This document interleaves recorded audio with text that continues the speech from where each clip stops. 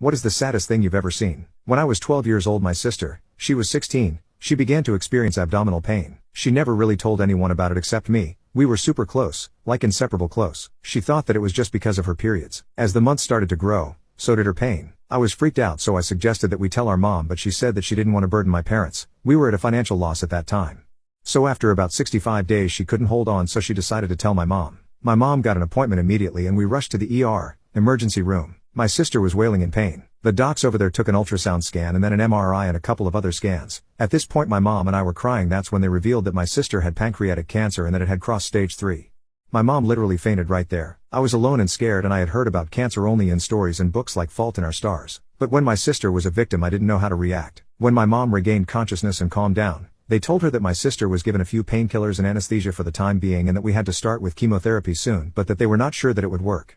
My sister did not know that she had cancer. The doc explained it to her. Usually Mary's face broke down. They started chemo and her beautiful black locks, which she was proud of, slowly began to fall. She was a person of positivity, so she told my mom that she wanted to experiment her hair. She had hip-length hair, which she cut it to a bob, then a pixie, and then finally shaved her head. We both shaved our heads together. She would never get a minute of sleep at night. On the 12th of December, it was my birthday, I ran home from school happily as my friends had given me a lot of gifts for my sister and me.